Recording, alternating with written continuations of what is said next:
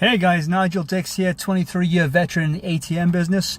Hey, I gotta apologize, I have not been around for a while. I have not posted in quite a while actually. But you know, I've been seeing a lot of people out there posting stuff on the ATM business, and I thought, you know what?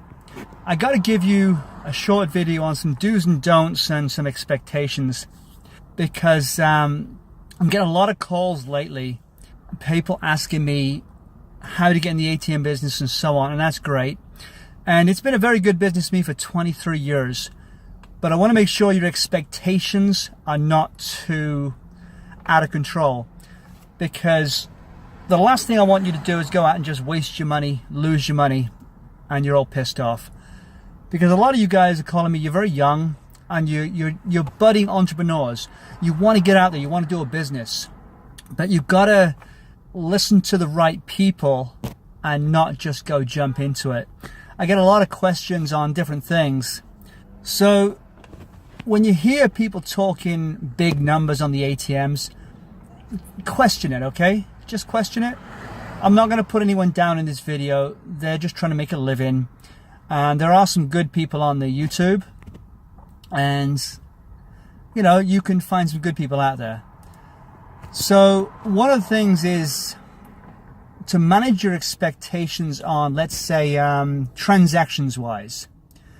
You know, I heard someone the other day giving outrageous numbers on what an ATM can do if you own one ATM, two ATMs, three ATMs. And you know, in 23 years, I have not seen those numbers, at least not on a regular basis. I've seen them occasionally, but if you go out there expecting those numbers that they were giving, then you're going to have a really hard time in the business. Don't just run out and buy an ATM, please. I don't care if you've got the location or not. At least give me a call. Ask me a few questions about it. Ask me about the location you're going to put it in. I had a gentleman call me recently. He had 3 locations. One was a barber shop, one was a liquor store, and one was, I think, a laundromat. And, well, the only one of the 3 that I considered might have worked would be the barber shop that offered to tell me about it, to say. It just wasn't good locations. A location is dictated on how well it's going to do, not just the amount of people walking by the ATM, but you've got to look at what are they going to spend the money on. They're not just going to walk past an ATM and say, oh, I'll have money now, I'll just take money out from this machine. It just doesn't work that way. They've got to have a reason to spend it. And like I said in one of my videos before, I had a location before that was in Hutton Center. Some years ago, it was a little print shop, no bigger than some small apartment kitchens, and it was just 2 machines side by side. And for 4 hours a day, they just lined up to use those machines. And it would do around probably 50 transactions a day, which was one of the rare cases I've seen that. Between the 2 machines, by the way. It did very, very well because they had to go next door, get their food, they had plenty to spend it on, and so on. So when they were on the lunch break, they just lined up for that machine. On the other hand, I had the same situation in Koreatown in Orange County. And it was actually more people walking past it, but it was all an Asian neighborhood in, obviously, Koreatown, duh, right? And you know how many transactions that one did? About 3 transactions every 3 or 4 days. And so it didn't do very well because the Asian community don't use ATMs. They'll walk up to you and say, can I buy an ATM? But they're not going to use your ATM. So you've got to look at what they're going to spend it on in the community as well. So obviously the best places would be the black communities, the Mexican, the lower ends economically. Those people love to use the machine, especially around the first of the month for EBT, the government card. You know, they just put it in, use it all day long. And so there you had 2 identical locations and yet 2 very different results. And another location I had, no, just recently actually, and if you'd have told me 5 years ago about this location, I would have paid you some good money for it. It was a liquor store, and I put it in thinking this is a great liquor store, the shelves are stocked, it was a really nice store, and I put my machine in there, and I said to the guy, if it does well, I'll pay you X amount and we'll charge $3. It turns out that at the end of the month, it had done less than 18 transactions for the whole month. Now, one thing to know, regardless of what your machine does in transactions, you can tell within the first 3 months how many transactions that machine is going to do. If my machine obviously did 18 transactions in a month and it tripled, there's nothing there. I took it out wondering what's going on. It turns out there was a market next door, or just a few doors away, in a Hispanic neighborhood, and they were giving up to $300 cash back at the counter. I didn't factor that in. I didn't see it. I didn't think about going and ask him. So you can never quite tell. Now, if that if that market next door had not given cash back, that machine I put in that liquor store would have done probably 10 to 20 transactions a day. And so you've got to be careful. You can't look at everything. So don't just think because you've got a location, go rush out and buy an ATM. Ideally, you really want to go use their ATM, maybe borrow an ATM. That sounds stupid, but yeah, I've got people I can call up and say, hey, Guy over at he's called Guy, and he's got a company called the ATM Guy. And I called him the other day. I said, hey, Guy, I've got a location. I don't know how it's going to do. Could you lend me a machine for, say, 4 to 6 weeks? He says, yeah, absolutely no problem. You've been good to me. I'll be good to you. So it's good to work on relationships too, because if I needed parts or he needed service, we could swap. And that's how I get free service or get free parts. I don't like to pay for that stuff. Another tip is this. If you're going to get a location, you're going to have the location fill out a contract. And that contract is going to come from the processor, whether it's Cardtronics, whether it's the ATM Guy, whether it's Kahuna.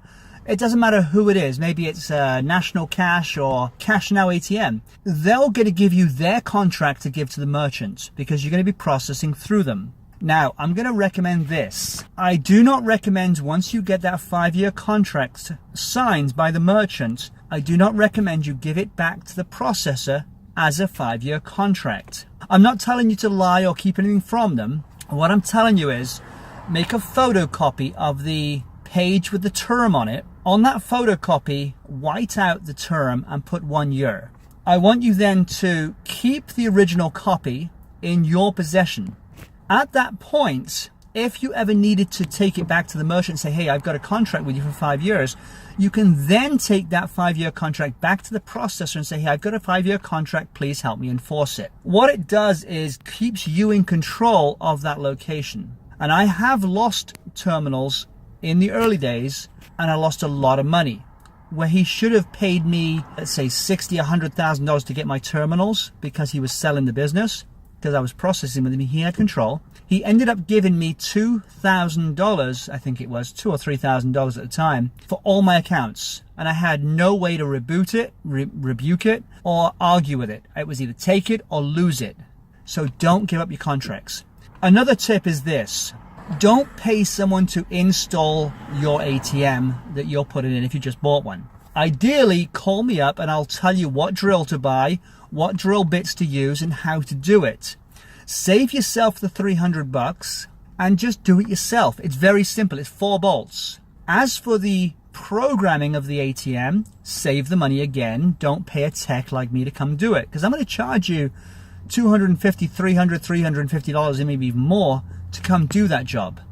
Why wouldn't you rather just do it yourself and learn at the same time? And it's not hard. I would be able to walk you through that on the phone. And I don't charge for that, guys. It's free.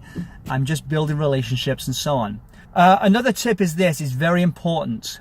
If someone does program your ATM, if you've got a Hyosung or a Gen Mega, there's either 3 or 5 different codes you have to put in that machine, and they're all different levels of security to access the machine. So the merchant, if whoever's loading the machine, the merchant or a cash loader, would use the middle code.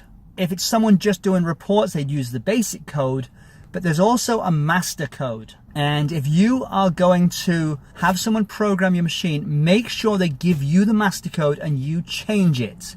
Ideally use maybe your date of birth or something like that, and then just mix it up and maybe use your date of birth and part your social or something. So you're going to have control, because whoever has control of that master code controls the programming in that machine, as far as the denomination, for example, the master keys, changing providers and so on. So you must keep control of that. Don't let someone else take it if you don't have to, because that's your machine. Then let them keep the middle code. Don't ever lose control of that. But oh, the transaction fee. There was a video I just saw recently of somebody, let's just say that, they were using numbers of 45 transactions a day and $4 a transaction. Well, there is no per se specific surcharge, and $4 is not an average. $3 is an average transaction now, depending on the location. If you're going to go and use a dispensary, they're starting to become very, very good money makers if you can get the business. Oh crap, don't you hate when you lose your mind? Okay, so dispensaries, you can charge, depending on the location, what's around it, and so on. I've heard people charging as high as $6. You're generally going to charge about $3 though. Now, one tip, if you pay the location 1 penny and they get raided, the feds will take your money as if it belongs to the customer, to the merchant. And you must have a contract saying you do not pay them. They make enough money. If they're willing to go with you, do not pay them anything. Remember, if you pay them under the table, now you're into tax evasion. You don't want to get involved with that. The other thing with dispensaries is this. Every dispensary does get notified before they get raided because the location doesn't care. They want that machine there right up to the last minute because that's how much money they're making. So if they've got a week's notice before they get raided, they're not going to tell you because they want to make sure that machine gives out as much money every day until that day comes, because the money they lose that day is insignificant. They make an absolute fortune throughout the week, and every single day, to them, losing $10,000, $20,000 that day and getting shut down is not a big deal. The fines are not that great. And so make sure they let you know when they're going to be raided, because you will lose your money for 6, 7, 8 months sometimes. You know, so like I say, $3 is a fair transaction. You are at higher risk because of the feds busting in, and obviously if you can find the legal dispensaries, they've got less risk of being shut down because they're paying a lot of taxes, 30% in tax, sales tax. Also, if you have someone service your ATM, by the way, don't ever give someone your MasterCode. Make sure you go to the machine first, change the MasterCode, give it to the person servicing the machine, like me for example, then go back after and change it back again. Don't ever lose control of that. Well, that's just a few tips for you as far as saving money and do's and don'ts. Anyway, just wanted to give you a few tips, guys. Again, my name is Nigel Dix, 23-year veteran in the ATM business. I have not been online for a while. I do apologize, but I have a lot of people to call me. You can call me anytime. My number is 714-381-7109. That is my cell phone.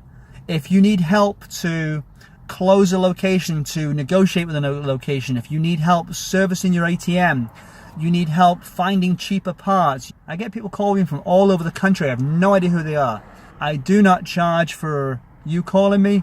Please feel free, and I will talk to you guys later.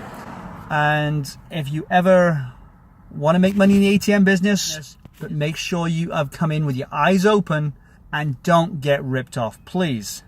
It's a brutal world out there, and there's a lot of people want to take your money. Call me, I got free advice for you. Though it's worth what you pay for it, but it might keep you out of trouble. And okay, so I'm in Huntington Beach right now, finishing up. I've just loaded my last machine, so I'll talk to you guys later. Bye.